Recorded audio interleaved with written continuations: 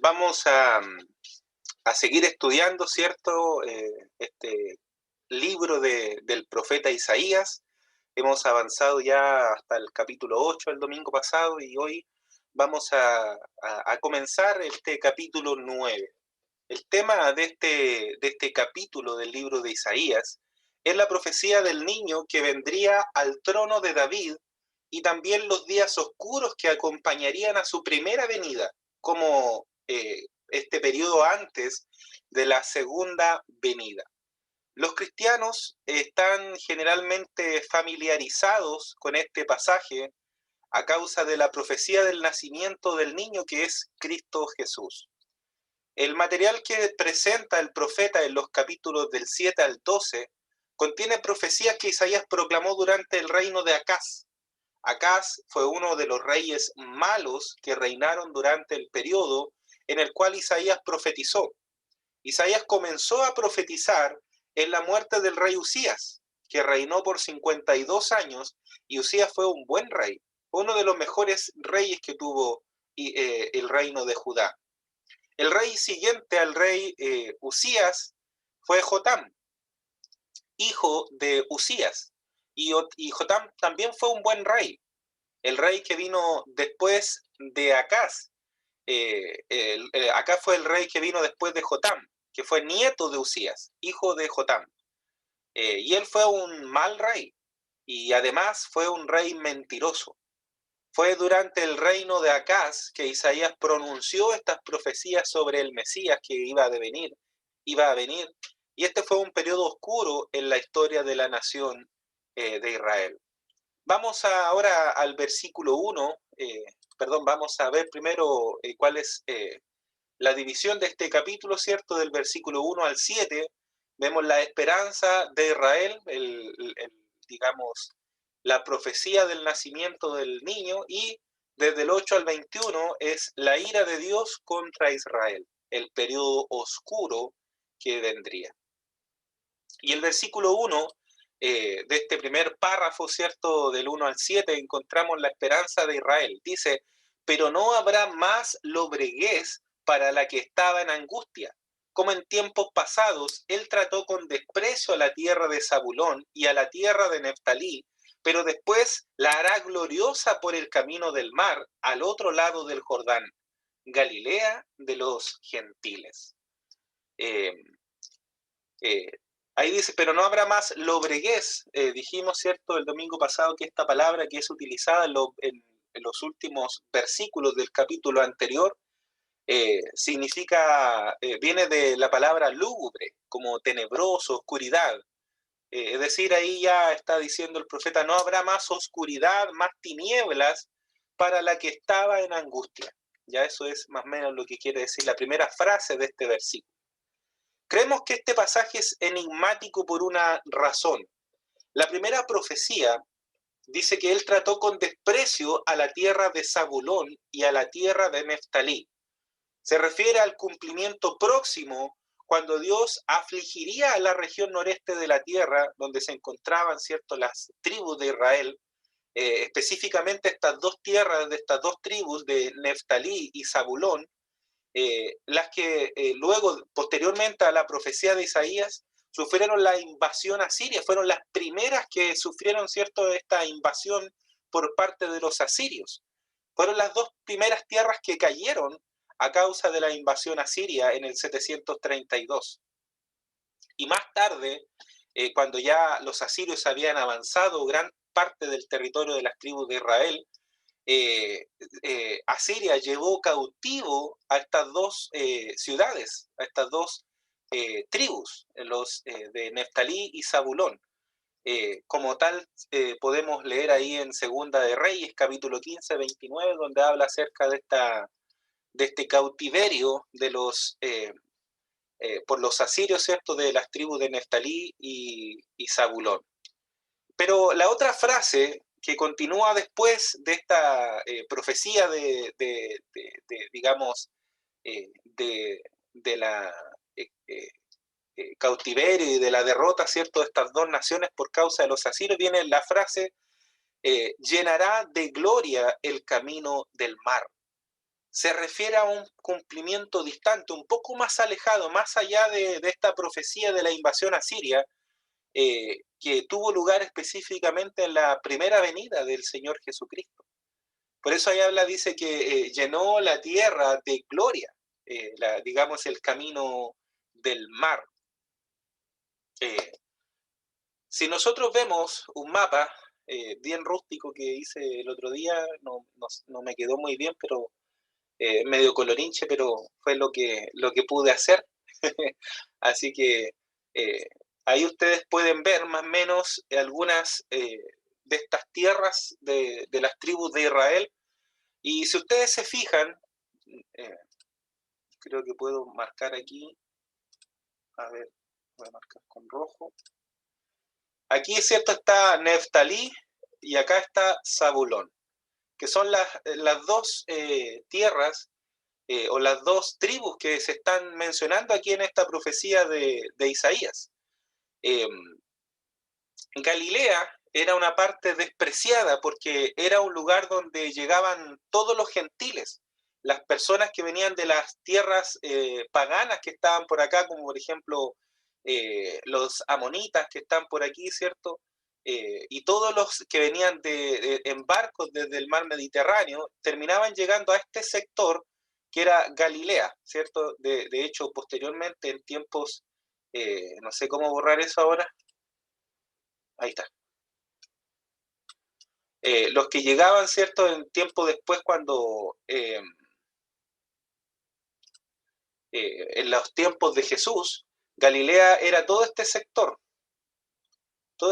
era Galilea, incluido, ¿cierto?, aquí el mar de Galilea, todo este sector era Galilea. Ya después ya no estaban las separaciones de las tribus por causa de todas las guerras que hubieron, de todas las derrotas que hubieron hacia las naciones israelitas, ¿cierto?, las tribus, y por lo tanto todas estas divisiones ya después se fueron desapareciendo, quedaron solamente en las ciudades, pero ya los terrenos no eran de los tribus, no estaban con esta separación, ¿ya?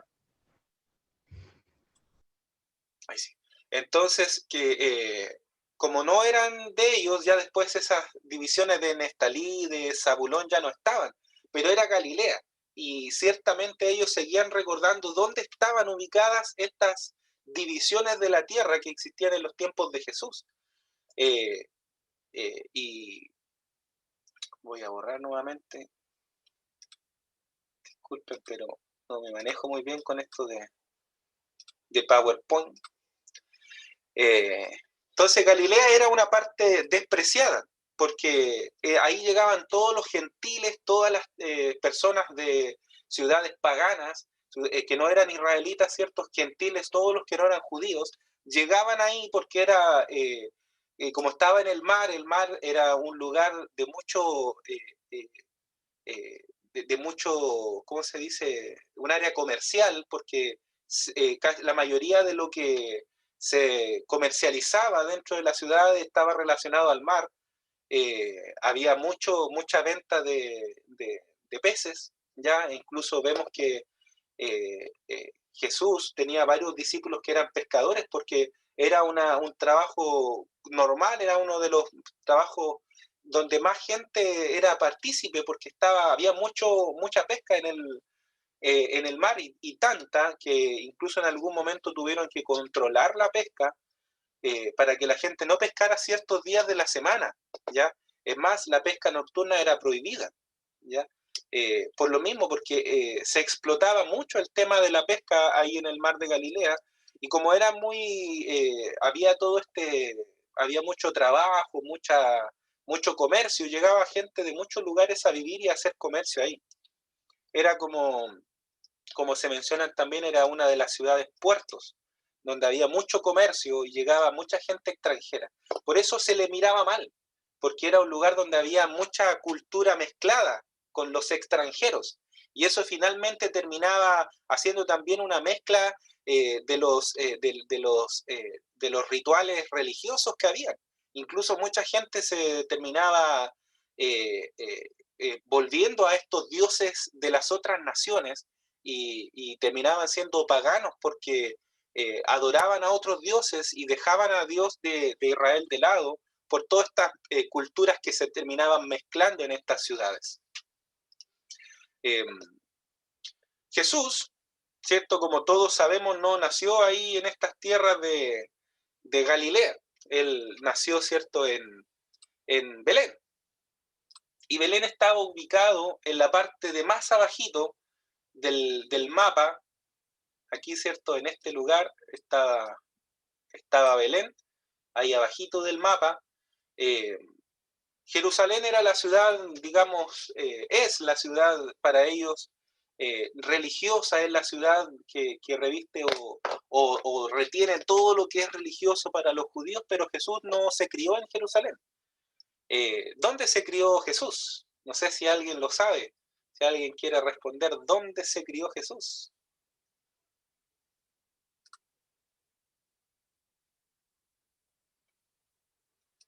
Yo sé que algunos ya están respondiendo, pero sin volumen sus micrófonos no les podemos escuchar. ¿Nazaret? En Nazaret, muy bien. Hermano Pablo, ya que usted respondió, ¿dónde queda Nazaret? ¿En Nazaret qué tierras? está entre Zabulón y Isaacar. Está, ¿cierto?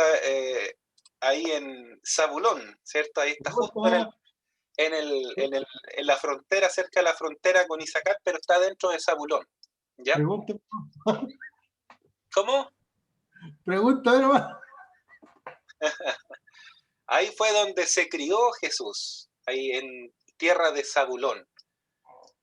Pero ahí no fue donde él mantuvo como centro de operaciones de su ministerio. Él no tuvo su centro de operaciones ahí en Nazaret, sino él principalmente tuvo su ministerio en Galilea, de Capernaum, ¿cierto? Ahí tuvo su centro de operaciones, ahí es donde él hizo gran parte de su ministerio. Él viajó a otros lugares cercanos, pero el principal lugar de su ministerio era ahí en Galilea, en Capernaum, o Capernaum, ¿cierto?, de Galilea, como también se le llama en alguna literatura. Cuando Jesús se crió en Nazaret, Nazaret luego le rechazó y él se fue a Capernaum, que se encuentra justamente ahí en la orilla del mar de Galilea. Era en la despreciada periferia del reino, porque eso era uno de los lugares más de los que ya estaban en los confines del reino de Israel, casi al final del río Jordán.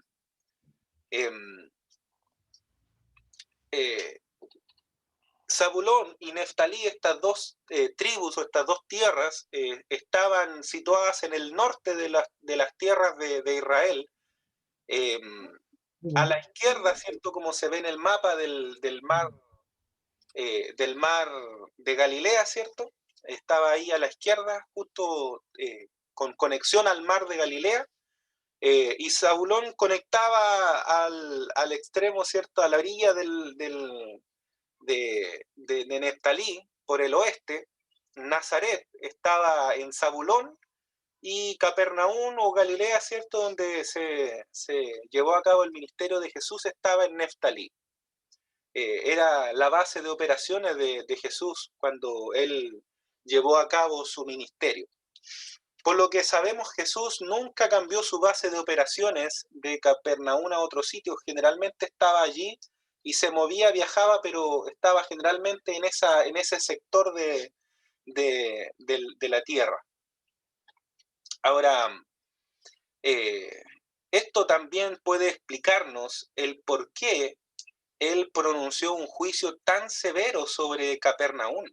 El Señor Jesús dio un juicio muy severo para toda esa tierra de Galilea, porque esa tierra tuvo acceso a la luz más grande que el resto de las ciudades tuvo. Ellos fueron testigos presenciales ahí de la gran cantidad, del gran tiempo o de la mayor parte del ministerio del Señor Jesucristo. Ellos estuvieron ahí escuchando las enseñanzas del Maestro. Fueron los que más mensajes del Señor recibieron. Pero aún así, ellos no inclinaron su corazón al Señor. Incluso en Mateo capítulo 4, versículo del 12 al 16 leemos: Cuando él oyó que Juan había sido encarcelado, se retiró a Galilea y saliendo de Nazaret, fue y se estableció en Capernaum, que está junto al mar, en la región de Zabulón y de Neftalí, para que se cumpliera lo dicho por medio del profeta Isaías cuando dijo: tierra de Zabulón y tierra de Neftalí, camino del mar, al otro lado del Jordán, Galilea de los gentiles. El pueblo asentado en tinieblas vio una gran luz, y a los que vivían en región y sombra de muerte, una luz les resplandeció. A eso se refiere el profeta Isaías. Era una tierra perdida, era una tierra despreciada por la gran cantidad de idolatría y de gente extranjera que vivía en aquellas ciudades, pero esa tierra que estaba en tinieblas, dice el profeta Isaías, ahí en el versículo 1, capítulo 9, que estaba tan en oscuras, tan en tinieblas, pero dice el profeta, una luz le resplandeció, ¿cierto? Vio una gran luz. ¿Cuál luz? La luz del ministerio del Señor Jesús. Esa es la profecía del profeta Isaías, pronunciada aquí en este capítulo 9, que no se cumplió hasta el tiempo del ministerio de Jesús. Y ahí podemos ver una profecía cumplida mencionada por Isaías en los tiempos de Jesús.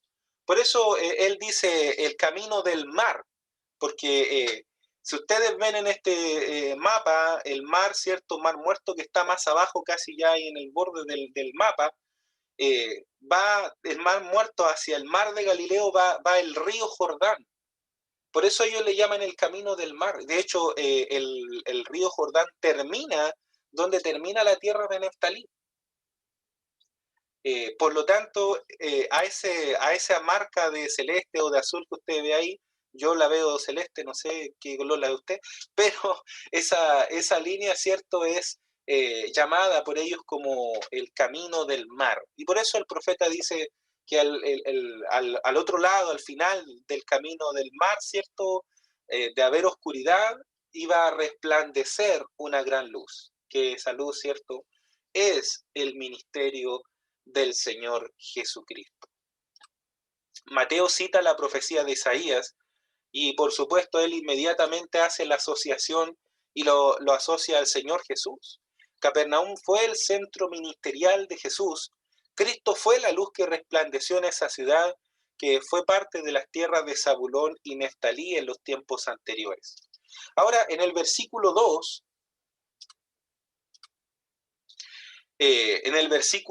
de este capítulo 9 leemos: el pueblo que andaba en tinieblas ha visto gran luz. A los que habitaban en tierra de sombra de muerte, la luz ha resplandecido sobre ellos. Si ustedes pueden ver ahí, el mapa cambió. Este mapa ya es de los tiempos de Jesús. Y ahí ya no están las divisiones de las tierras por las tribus.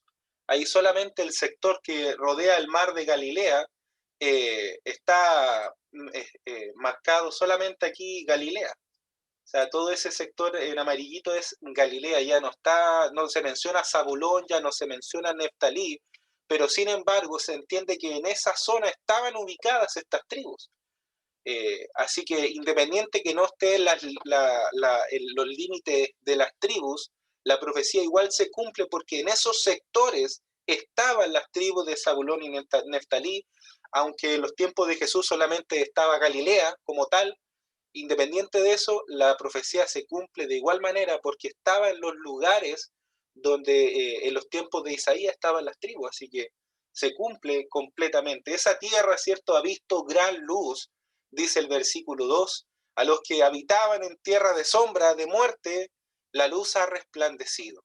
O sea, es muy obvio por la lectura de este versículo 2 que las personas que vivían en esa zona despreciada, llamada, ¿cierto?, Galilea, se encontraban en la oscuridad del paganismo y la tradición religiosa, producto de todas las culturas que llegaban a esta ciudad. Este fue un lugar donde en el Antiguo Testamento y el paganismo del exterior se confundieron y se mezclaron. Ya no solamente había culto a Dios, a Jehová, sino que había culto a muchos dioses. Y no solamente había mucho culto, sino que además se mezclaban las creencias, que eso también era terrible, porque no solamente algunos adoraban a Jehová, sino que habían otros que adoraban a Dios, al Dios del Antiguo Testamento, pero lo mezclaban con rituales paganos. O sea, había un problema mucho más grande en aquel tiempo, en aquella ciudad. Y cuando Jesús comenzó su ministerio en esa zona, ellos pudieron escuchar y pudieron ver esta gran luz. Ellos vieron al Señor Jesucristo, la luz del mundo.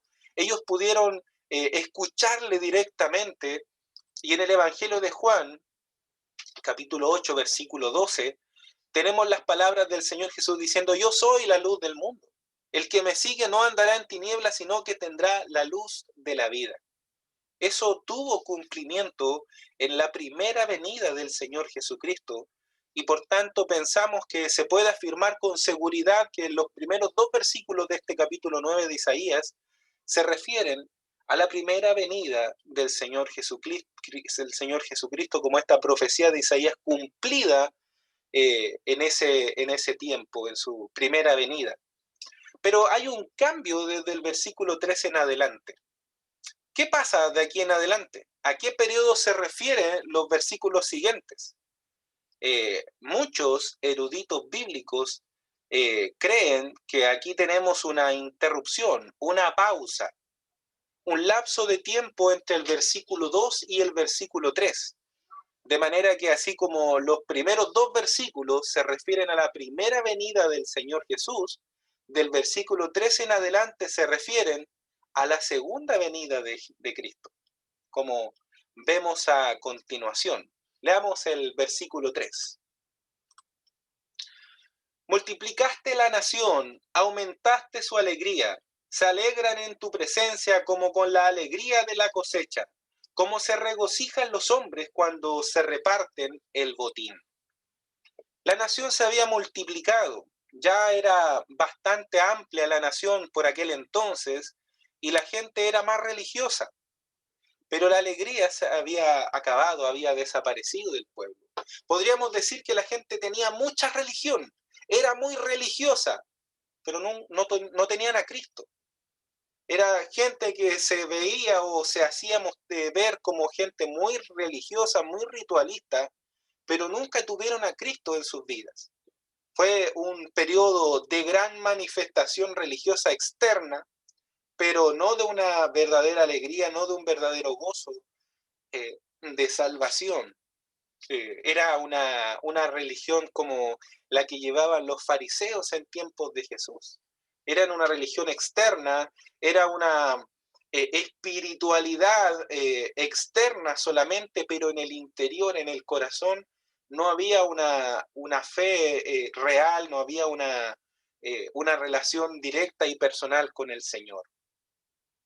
El lapso de tiempo entre el versículo 2 y 3 ha sido ya de algunos 2000 y fracción años de duración.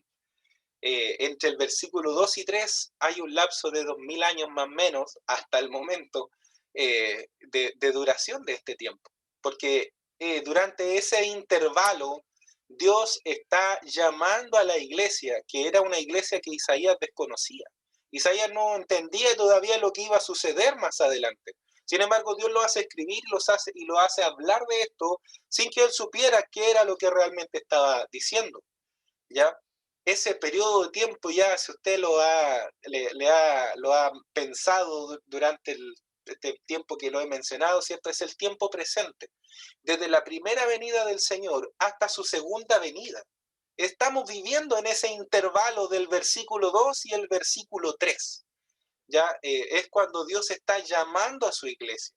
Es cuando la gente tiene una religión externa, pero en el corazón sigue habiendo un vacío que no se ha llenado por la presencia del Señor.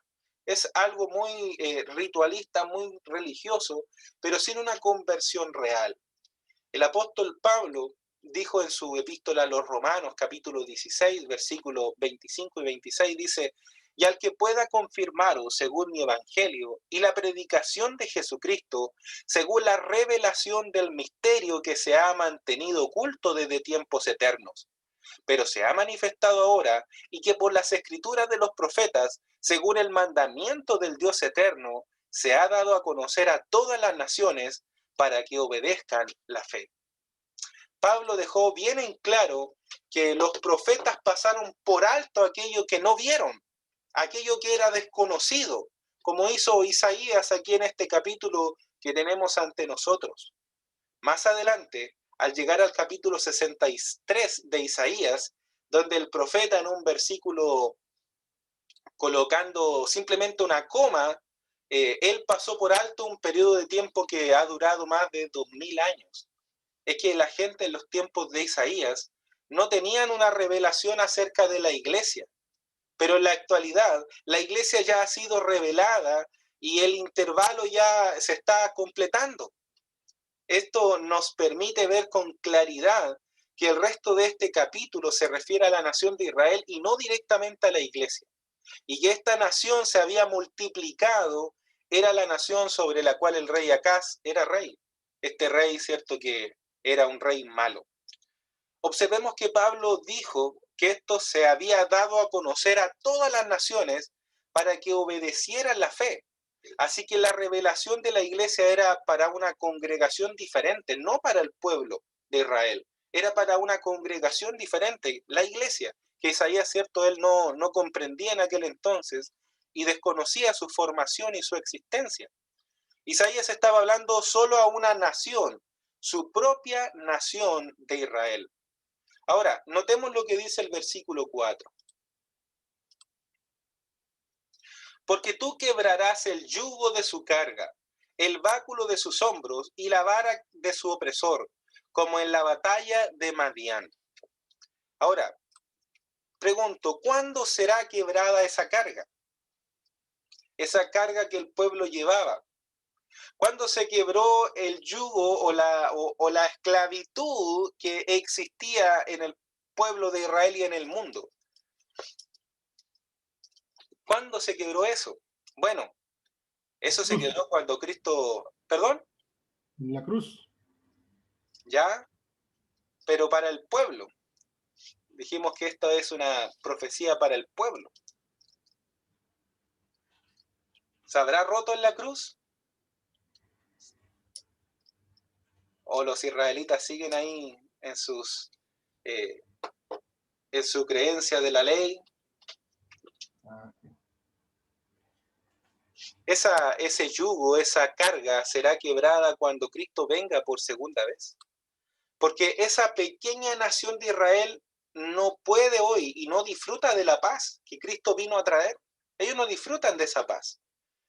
Porque ese pueblo se ve acosado a lo largo de todas sus fronteras, de todas esas naciones que todavía tienen como enemigas.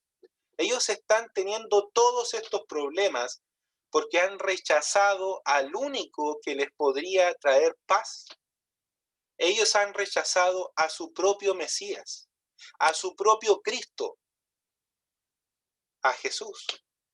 El poder del opresor, el yugo de Israel, la carga que Israel tiene, no ha sido quebrada todavía, sino hasta que Cristo venga por segunda vez. El versículo 5 leemos, porque toda bota que calza el guerrero en el fragor de la batalla y el manto revolcado en sangre serán para quemar, combustible para el fuego. Ahora, ¿qué está detrás de todo esto? Bueno, los judíos tuvieron al Mesías, pero lo rechazaron. Él es el príncipe de paz. Él es el único que puede traer paz a este pueblo que durante siglos ha sido perseguido. Aunque estos versículos completan el pensamiento del versículo 3, también se proyectan más allá del tiempo inmediato al periodo de la gran tribulación que vendrá en el futuro. Continuamos leyendo los versículos 6 y 7.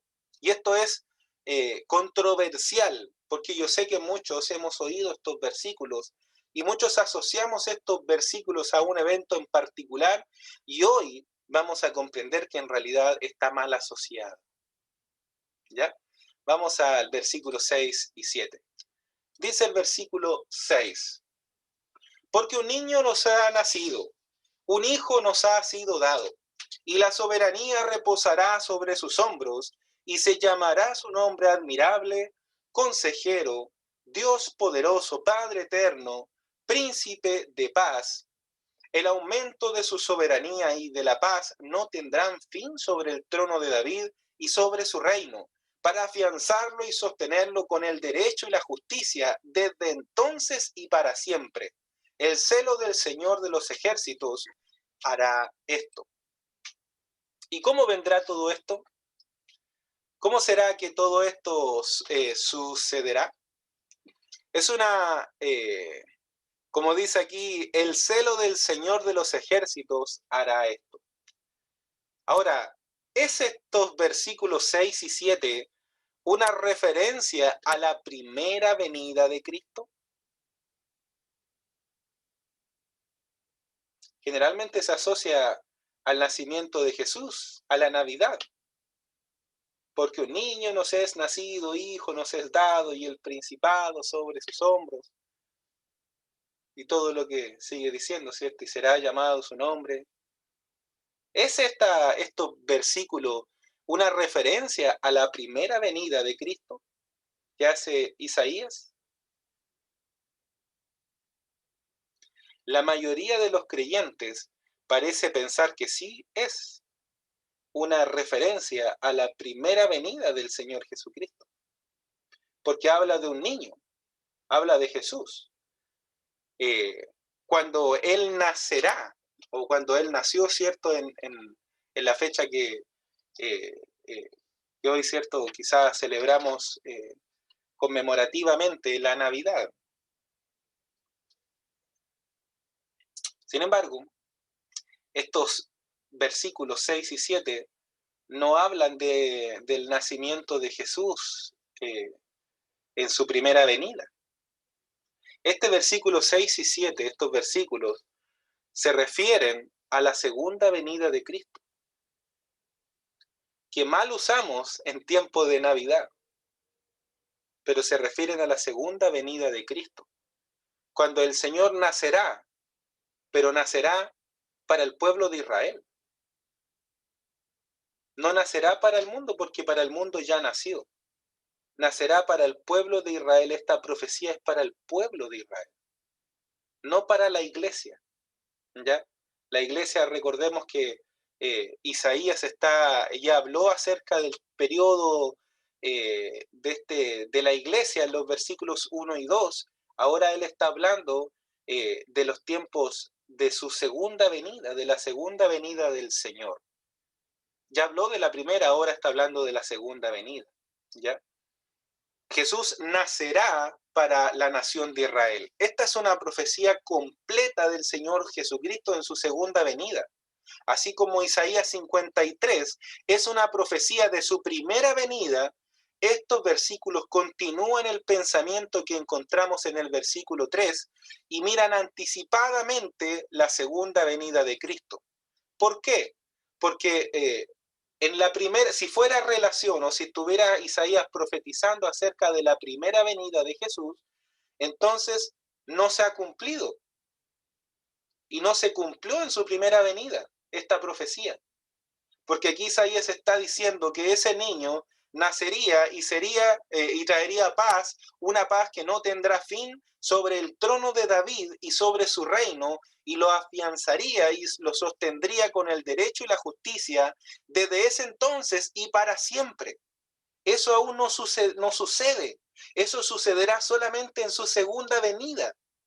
Jesucristo vino, trajo redención, trajo salvación, pero aún no ha instaurado su reino eterno, su reino ya constituido sobre todos, sino que está en este periodo de la iglesia, este periodo intermedio entre su primera y segunda venida. Y por lo tanto, si no se cumplió esta profecía en su primera venida, entonces entendemos que esta profecía está reservada y está hablando de su segunda venida, ¿ya? Y ese niño que se menciona en el versículo 6 es el niño que nace para el pueblo de Israel. No es que Jesús vuelva a nacer, Él no va a volver a nacer, pero para Israel será como un nacimiento, porque ellos realmente en ese entonces, en la segunda venida de Jesús, van a ver a Jesús como su Mesías y van a recordar, ¿cierto?, que Él nació y viene del trono de David, como se menciona también en el versículo 7, y ahí recién nacerá en sus corazones este Mesías que viene de ellos, proviene de ellos, pero ellos no le habían aceptado. ¿Ya? Así que entendemos que esta profecía no es de la primera venida, sino habla de la segunda venida del Señor Jesucristo. Ahora, al decir esto, enseguida nos viene quizás a la mente la pregunta, ¿cómo puede nacer un niño en su segunda venida? O sea, ¿va a volver a nacer de una virgen? No. Ya aclaremos este punto. La nación de Israel no podía decir que Él nos ha nacido, porque para ellos aún no ha nacido el Mesías. Ellos continúan esperando el nacimiento de Jesús. Ellos continúan esperando el nacimiento de su Cristo. Para ellos Jesús no fue el Cristo, no fue el Mesías. Por lo tanto, ellos todavía esperan el nacimiento del niño, del Salvador. Por eso este texto dice, un niño nos ha nacido, porque para el pueblo de Israel va a ser algo similar a un nacimiento. ¿Ya? El nacimiento que ellos han estado esperando, que ya sucedió, pero ellos no le reconocieron, no le aceptaron. ¿Ya? El apóstol Juan dice en su Evangelio, capítulo 1, versículo 11, dice, a lo suyo vino, pero los suyos no le recibieron. Aunque él nació en Belén en su primera venida, tal como había sido profetizado, aún así ellos no lo aceptaron. ¿Ya? Jesús nació en Belén, pero muy cerca de Israel, de Jerusalén, perdón, muy cerca de la ciudad santa. Como vimos, cierto, hace un rato que Belén está muy cerca de Jerusalén. Pero aún así, nadie fue a recibirle, a excepción de algunos pastores y algunos sabios, pero los sabios ni siquiera eran de ahí, ni siquiera eran israelitas, dice que venían de tierras lejanas, no eran israelitas. Y israelitas solamente unos par de pastores que fueron a visitarle. Y nadie más, porque nadie más le recibió. Si usted lee cuidadosamente el versículo 6, verá que esta profecía de Isaías no fue cumplida en su primera venida, porque el versículo dice que sería llamado Dios fuerte, consejero, Padre eterno, príncipe de paz. Pero vemos que el pueblo no le vio con estos nombres. No le vio como se describe cada uno de estos nombres. Decir que Cristo nacerá para la nación de Israel podría ser mejor expresado en realidad, Israel nacerá como una nación de repente, lo cual se menciona, ¿cierto?, de una manera muy clara en el último capítulo de Isaías, en el capítulo 66, versículos 7 y 8, donde dice, antes que estuviera de parto, dio a luz, antes de que le vinieran dolores, dio a luz un hijo. ¿Quién oyó cosa semejante? ¿Quién vio tal cosa? ¿Concebirá la tierra en un día? ¿Nacerá una nación de una sola vez? Pues en cuanto Sión estuvo de parto, dio a luz a sus hijos. ¿Ya? Este versículo 6 no ha sido cumplido, como tampoco se han cumplido los versículos 4, 5 y 7. Estas profecías de Isaías están mencionadas como parte de la segunda venida del Señor. Hablando de este futuro, dice aquí que dio a luz un hijo. No vemos ningún problema en destacar el hecho de que el hijo es nacido, es decir, su humanidad, porque hay mucho cuestionamiento también de parte de eso, y de hecho algunos, una vez hace un tiempo atrás, una persona que pasaba siempre por afuera de la iglesia, un, un hombre, digamos, borracho, siempre que algunos de nosotros los conocemos, ¿cierto? Siempre pasa por afuera, a veces habla, incluso a veces ha entrado a la iglesia. Él una vez me preguntó, ¿y cuándo nació Jesús? Pero una pregunta así como bien, ¿cómo se dice?, capciosa, porque la respuesta que él espera cuando hace esa pregunta es eh, eh, que nunca ha nacido. Y de hecho yo en esa oportunidad le dije, Bueno, su humanidad nació. Nació cerca del año eh, del 0 al 4, nació Jesús. Eh, pero su humanidad, porque Él es eterno. Así que su humanidad nació, ¿cierto? Y por eso se menciona aquí, el Hijo es dado, lo cual será una realidad para Israel en su segunda venida. Para nosotros sí, lo es ahora, en el hoy. Es una realidad. El Hijo de Dios se hizo hombre, se encarnó, pero para Israel no. Para ellos todavía no ha nacido el Cristo. Por eso esta profecía habla de este niño que iba a nacer. En otras palabras, será el mismo Jesús que estuvo aquí hace más de 2000 años, pero que estará naciendo en el corazón de Israel en su segunda venida. Aquí en el versículo 9:6 dice, y el principado, ¿cierto? O la soberanía sobre su hombro. El hombro nos habla de fortaleza. El gobierno de este mundo será colocado sobre sus fuertes hombros en su segunda venida. Esto no ocurrió durante su primera venida, sino que ocurrirá en su segunda venida, donde todo el gobierno, toda la autoridad, todo el poder estarán sobre los hombros de ese Jesús que vendrá en su segunda venida. Observemos los nombres que se le dieron al Señor en estos versículos. Uno de ellos dice admirable. Este admirable no es un adjetivo, porque dice el texto bíblico, y será llamado su nombre. O sea, su nombre será admirable, no un adjetivo, no es que Jesús sea admirable, sino que Jesús es como un nombre admirable. ¿Ya? En el libro de Jueces, en el capítulo 13, versículo 18, vemos al Cristo, a Jesús, antes de su encarnación, apareciendo como el capitán de los ejércitos del Señor. Y allí leemos, el ángel del Señor respondió, ¿por qué preguntas por mi nombre, que es un nombre admirable? En Mateo 11:27 el Señor Jesús dijo, nadie conoce al Hijo sino el Padre. El pueblo no le conocía, pero Él era admirable. Y el pueblo aún no lo conoce en la actualidad. Y hay cristianos que han confiado en Él como Salvador, pero realmente no saben cuán admirable es el Señor. No saben que uno de sus nombres es admirable. Él va a aplastar la rebelión cuando venga a la tierra por segunda vez. Él vendrá con toda la autoridad, con toda la gloria, a diferencia de su primera venida, cuando Él vino de una forma humilde, entre comillas, en nuestro lugar, como una oveja, pero no, Él dice que, la Biblia dice que en su segunda venida Él vendrá con autoridad, con gloria. Y en ese momento Él aplastará el mal, aplastará el pecado y será ese rey glorioso que ya es, pero Él nos mostrará y será visible para todos nosotros esa gloria que Él posee. También menciona que su nombre es consejero. La escritura es tan maravillosa porque la escritura nos dice y nos habla de que Él nunca buscó consejo. Él nunca buscó el asesoramiento de hombres, él nunca buscó sabiduría humana para poder hacer sus planes, para poder programar su soberana voluntad. No, él nunca buscó el consejo de hombres.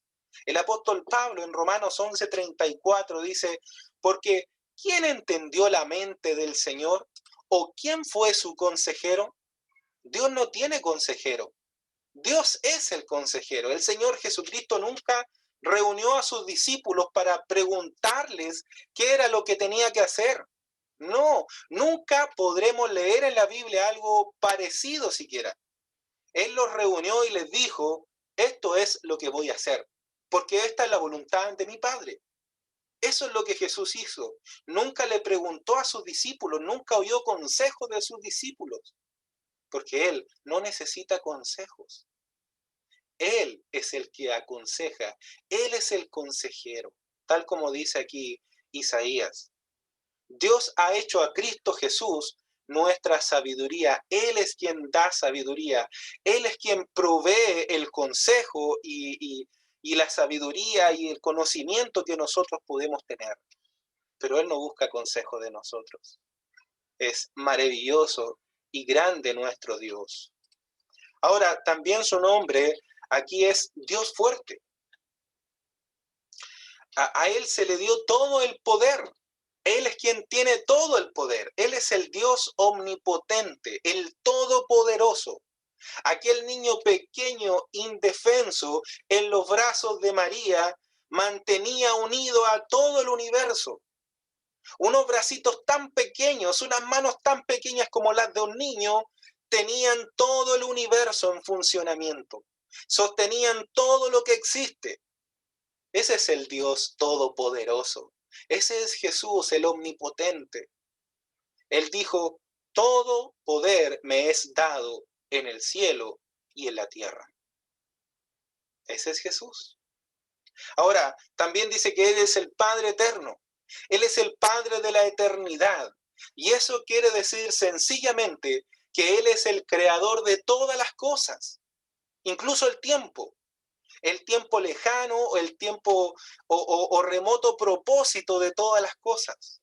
Como dijo el apóstol Juan en el capítulo 1, versículo 3, todas las cosas por medio de Él fueron hechas.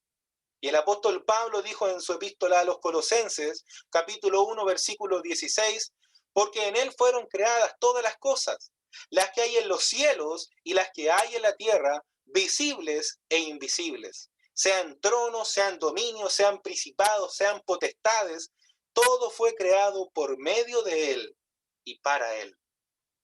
Y también la carta a los Hebreos, capítulo 1, versículo 12. Leemos, Dios en estos últimos días nos ha hablado por el Hijo, a quien constituyó heredero de todo y por quien asimismo hizo el universo. Estamos quizá teniendo claridad en cuanto a cada uno de los nombres que Isaías menciona aquí, que serían el nombre de nuestro Señor en el futuro, ¿cierto?, de su segunda venida. Y luego, Él fue llamado Príncipe de Paz. No puede haber ni podrá haber paz sobre esta tierra hasta cuando Él esté reinando. Cuando Él tome su trono y se muestra al mundo como el Rey de Reyes, el Señor de Señores, hasta ese momento nunca existirá una paz universal. Nunca habrá una paz sobre esta tierra. Porque reina el pecado, porque reina el mal. Pero cuando reine Cristo, entonces habrá paz en esta tierra. Su gobierno no es estático. Dice, lo dilatado de su imperio y la paz no tendrán límite. En estos postreros días, Dios nos ha hablado por el Hijo, a quien constituyó heredero de todo y por quien asimismo hizo el universo. Hay un aumento y un crecimiento. No habrá 2 días que sean iguales cuando Jesús esté reinando. Cada día será un día diferente, cada día tendrá un gozo diferente. Él va a ocupar el trono de David. Este será un trono literal que Él ocupará en su segunda venida. En su gobierno predominará la justicia. Habrá celo, entusiasmo de Dios y no los planes ridículos de los hombres. Los planes que el hombre hace de paz, los planes que el hombre hace para traer fin a tantas guerras, a tantas discusiones, a tantos pleitos entre naciones y aún dentro de los países. Todos los planes que el hombre hace son ridículos y nunca traerán un fruto real, un fruto que realmente dé resultado. Nunca traerán los planes del hombre el resultado que se espera. Solamente el trono de Cristo traerá paz y traerá lo bueno a este mundo. Mientras no venga Cristo por segunda vez, los planes del hombre son fracasos absolutos y rotundos. Nunca el hombre podrá traer paz. Ningún plan del hombre traerá o conseguirá lo que busca. Solamente Jesús puede traerlo. Ahora, llegamos al párrafo que tiene que ver con la ira de Dios contra Israel, desde el versículo 8 hasta el final del capítulo. El resto de este capítulo 9 cubren la situación de los días de Isaías y fue cumplido parcialmente en el futuro inmediato, aunque también mira anticipadamente, proyectándose al tiempo de la gran tribulación para un cumplimiento pleno y final. Dios continuará castigando a esta nación y a todas las naciones que le han dado la espalda hasta que Cristo regrese por segunda vez. Al hombre moderno, al hombre de nuestros días, por supuesto no le gusta escuchar cosas como estas. No le gusta escuchar que si le dan vuelta la espalda al Señor van a ser castigados. No le gusta escuchar que si no creen en el Señor van a ir a condenación. No le gusta escuchar esto. Prefiere escuchar algo consolador, algo que realmente le anime, algo que sea reconfortante. Y si usted no es de los que, si usted es de los que no les gusta escuchar esto, le invito a que busque los libros de historia para que pueda ver lo que le pasó a Israel y a todas las naciones que dejaron de lado a Dios.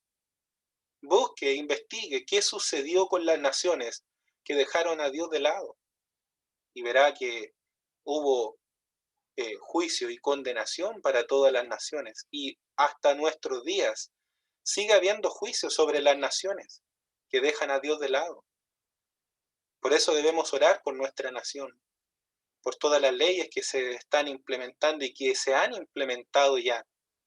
Porque si como nación dejamos a Dios de lado, vendrá juicio sobre nosotros como país.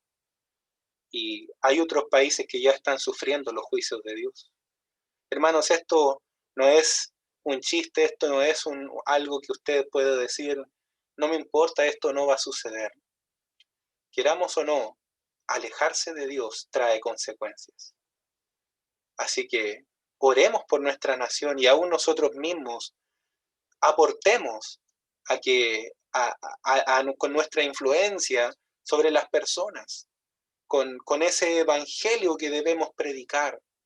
Participemos de eso, participemos de nuestra sociedad, buscando, cierto, que la gente pueda conocer al Señor.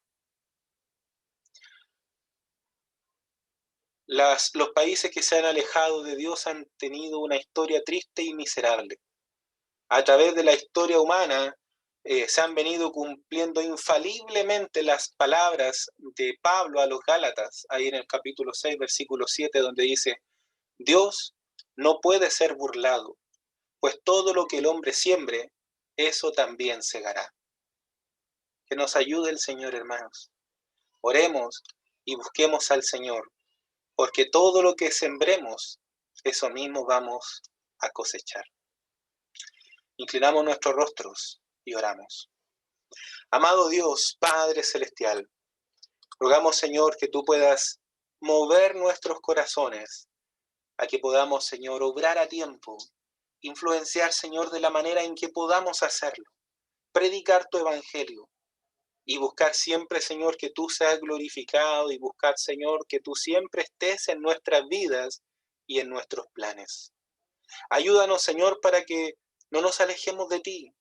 Rinde nuestros corazones y nuestras vidas ante tu presencia, para que siempre te busquemos, para que siempre, Señor, temamos a tu presencia y busquemos siempre, Señor, darte la gloria y honrarte por ser ese Dios que eres. Gracias, Señor, por todo lo bueno que tú nos das. Y ten misericordia, Señor, de las respuestas que muchas veces te damos, Padre. Ayúdanos, Señor. Bendice a mis hermanos, a cada uno de los que han oído o a cada uno de los que oirán esta palabra. Que tú, Señor, seas con ellos, bendiciéndoles y trayendo luz a sus corazones en base a lo que tu palabra, Señor, nos ha mostrado el día de hoy. Todo esto, Señor, te lo pido en el nombre precioso de Cristo Jesús. Amén y amén. Dios les bendiga, hermanos. Vamos a